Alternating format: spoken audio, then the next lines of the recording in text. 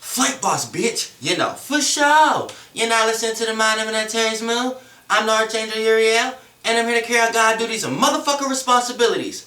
And we're going to talk about how the fuck the stars get their meanings. That's right. How did the planets get their motherfucking meanings? So this is the motherfucker $1 million question.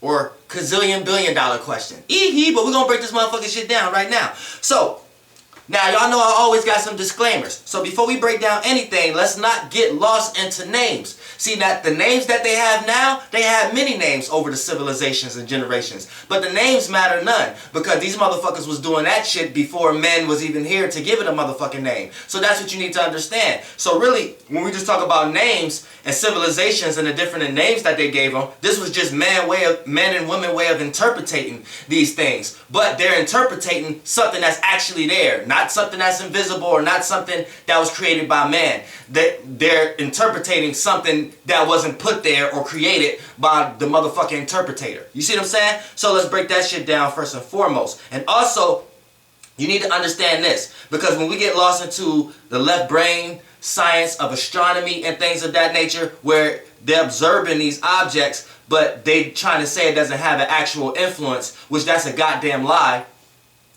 You need to understand this. The star, this is why they say wishing upon the stars. The stars is your imagination or shit like that. Because you got to look at it like this. Think about if you lived in a world where there wasn't no stars. You wouldn't fathom or have the idea or concept of it being something else out there. So the stars being there is the actual source of you even having the idea that there's something else out there in general. You see what I'm saying? Because if you lived in a world without no goddamn stars, you wouldn't even have no idea that there was something else out there besides where the fuck you at.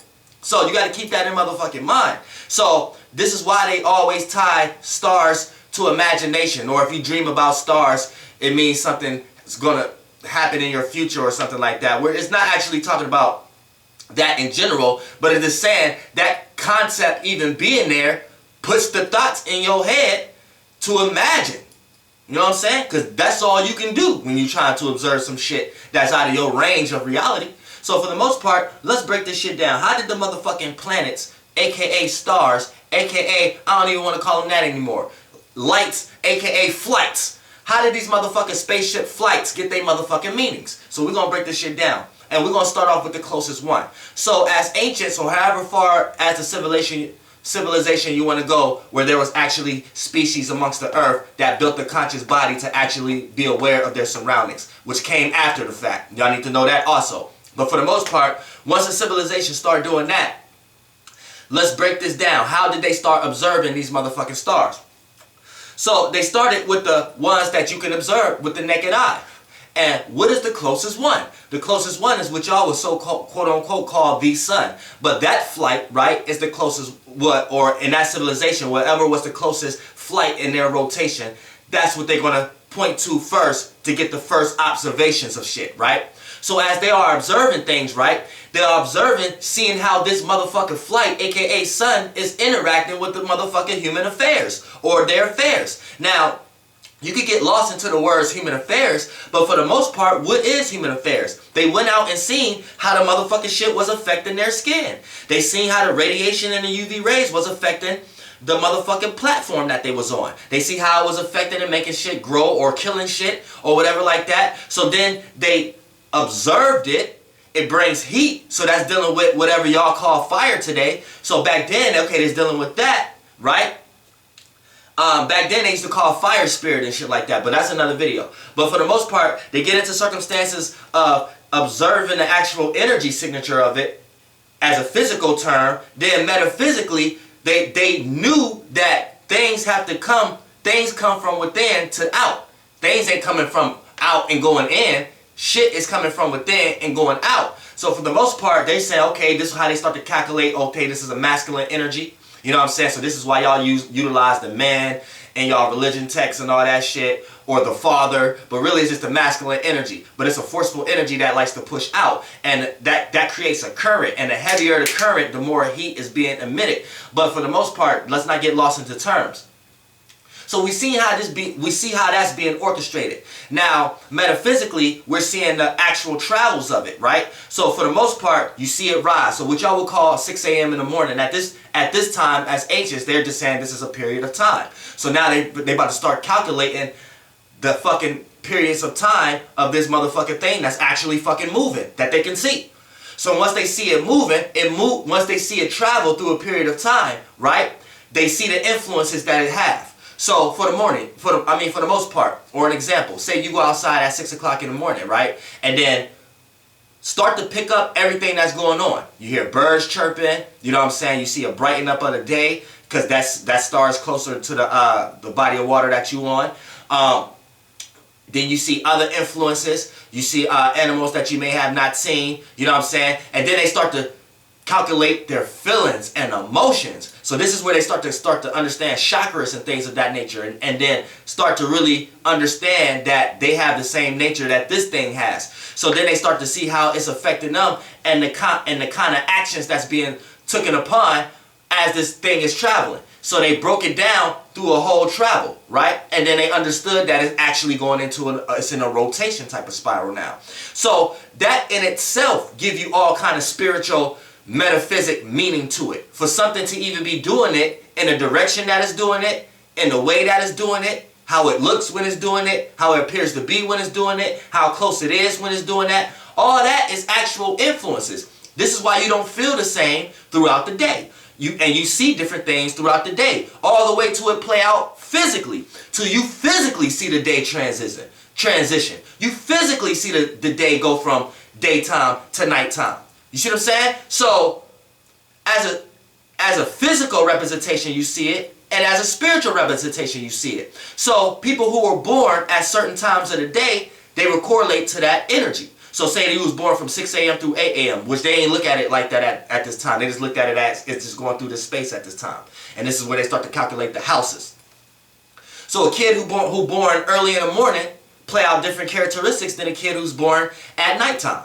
You see what I'm saying? And then they was picking up slight differences in each child that's being born, right? Then the consciousness start to develop. Because once you start to channel one imagination, one flight, then that leads to another one. Then they start to look at the moon, right? They did the same type of shit with the moon. So with the moon, they realized that the moon did the same thing, but the travel was in a different kind of pattern. So now they're looking at it physically as astronomers, and then they do it as astrologers. They see how it resonates with them. So as an astronomer, they seen the moon before they called it the moon. And then they seen that it was transparent. They seen the relationship that it had. They seen how it correlates with the water, how it fucks with the tides, or whatever body of water that they was close to at the time, or ocean they was close to, right? They seen that you can see it better when the sun is away at the time, which that's how they was looking at it. They was like, okay, the sun is away, so the sun is in a different space and location. So they even correlated a lot of spiritual natures, and I'm sorry that a lot of religion came from that, but for the most part, I'm just trying to give you the basic energies. They correlated a lot of spiritual natures from the sun being down, which there is a lot of spiritual natures from it. Don't get lost into man interpretations. That's where religion and astronomy and shit came from, but for the most part, astrology is giving you the energy that you feeling. So when the sun is away, or quote unquote on a part of its location away from where you can see it, so from your reality you would think it's nighttime, right? That's an actual spiritual influence. You don't even do or think or act on certain things in the daytime that you would do in a nighttime. That don't even have anything to do with you actually going about on your day-to-day, if you know what I mean. That's spiritual. We have no choice. We getting these influences from somewhere. So we have no choice but to try to figure out where the fuck they coming from.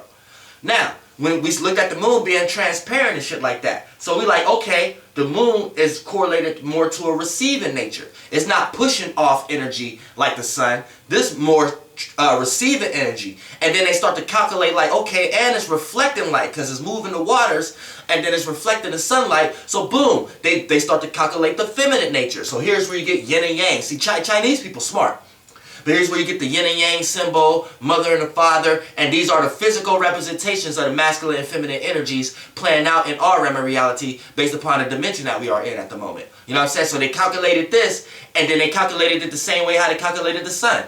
How is that energy of the moon making us feel when it's in this space and location? Boom. How is it making us feel when it's in this space and location? And that helped them decipher and separate that the space is really giving off the energy, but the star itself that's moving through that space has an energy, and it is acting out that energy through the energy space that it's in. So this is why they was able to separate that, okay, the sun ain't doing the same thing the moon is doing. The sun and the moon actually got two different influences, and then each space that they go through is different influences. So the influence of the shape play out differently through the space that it's traveling through. Here's where they start getting the concept. So boom, then they got more consciously aware. They're like, oh shit, it's some more shit we can see with the naked eye. All the way until they got to like the seventh or the seventh one that you can see with the naked eye, which was like Saturn or Uranus. At this time, Pluto probably was seen with the naked eye. But then they started to calculate Mercury. That was the other one. And they started to see how that orchestrate.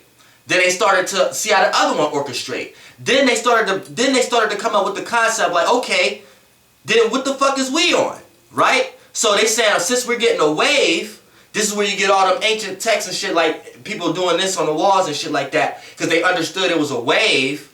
You know what I'm saying? Heat wave or light wave or flight wave, whatever y'all want to call it, right? So then they started to understand that what we are on is the same thing. And all of us together creates the actual one thing that we are on that does the same thing of the shit that we're saying. So when we call Mother Nature or Gaia, this is our explanation of trying to explain what those things are doing in real time. Because we are the same thing. You see what I'm saying? So this is where they start to correlate the consciousness of as above, so below. Mirror reflection. Everything being a part of the same thing is being separate of the mirror, if it's shattered. You know what I'm saying? This is where they start to calculate these things and then start to do all their drawings. And then they start to realize, oh, okay. And then once they got to, they did Mars, which it wasn't Mars. They did all the way Jupiter, same way how I talk about this. They looked at the color, they channeled it, they said that this was their entertainment. You see what I'm saying? Then they drew alignments. Then they start to draw relationships of the star we're on compared to these chakra wheels or body of water or stars or flights, whatever y'all want to call them. They started to see how it relate to us, which y'all will quote unquote call nature. But it's just, that's an interpretation of seeing what these things do down here, as above, below. It's the same thing. So they started to calculate the relationship. And the relationship is where we get the terms transits and alignments. That's understanding the relationship that each planet have with each other. And then we started to calculate the movement of it, and then you get the birth of astrology. Now astrology and astronomy were once the same thing. But here's what actually happened, right? You got a bunch of left-brain people who get pure logical, and they want to say, no, it's not influencing us in that way, or it's not influencing human affairs. These are just celestial objects that we need to observe so we can understand the phenomenon of it. But every time they figure out a phenomenon about these celestial bodies, the phenomenon is always about how it's affecting human affairs. Tell me I'm fucking lying. Where am I fucking at?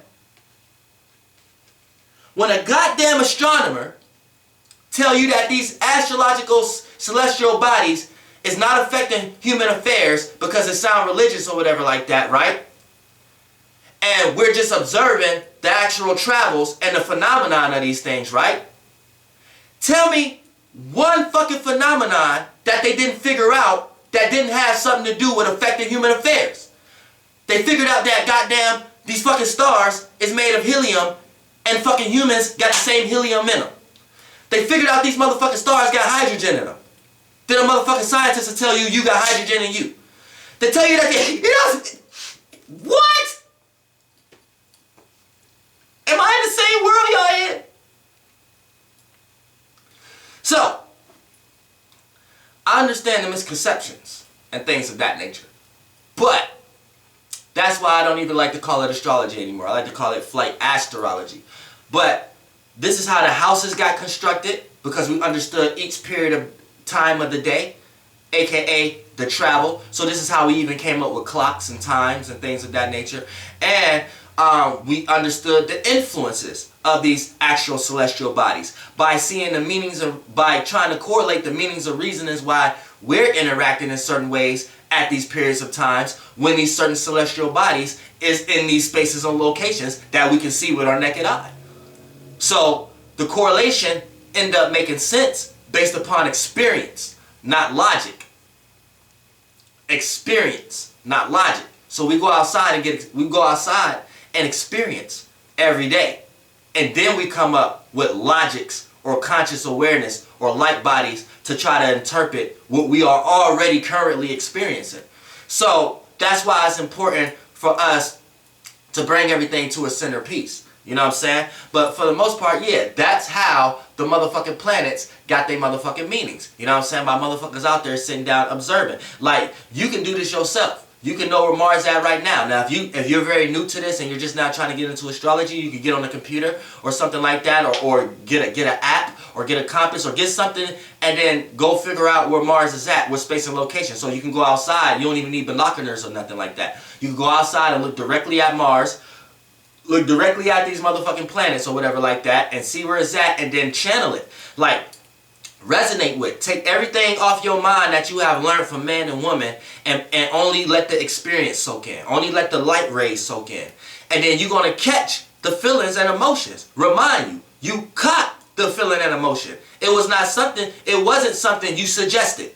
You didn't go out there and be like, I should feel like this. And if you did do that, that's a form of lostness. You need to clear your mind and be absolutely free when you are experiencing this realm of reality. Because if you do go out there with a preconception or pre-justification or pre-feeling or emotion or pre-thought process, 9 times out of 10, that pre-notion, you didn't create that authority, or somebody else gave you that idea to create that firmament in your mind, to not let the rainbow waters come in and let you experience some real shit. So what you need to do is you need to go out there and motherfucking experience, right? And go into the direction that Mars or Jupiter or whatever you're trying to experience for yourself is at. Go and sit in that direction, look at it, stare at it, close your eyes, resonate, and then pinpoint everything that you're catching. Because you didn't plan to catch what you're catching. Same way somebody come at your house, somebody come over your house, you ain't want over your house, or somebody break up with you or whatever like that. You ain't expect that, you ain't want that, you just caught that shit. You caught that experience. So you need to catch these light experiences. These light experiences come in light forms, like ideas and concepts and ideas and imaginations and like shit that's light that you're not going to physically see as a representation yet. So you got to stay your mind open. And then once you're able to do that, now you're able to actually see what you're catching. And once you catch it, you be like, damn, where the fuck that come from? Where the fuck that come from?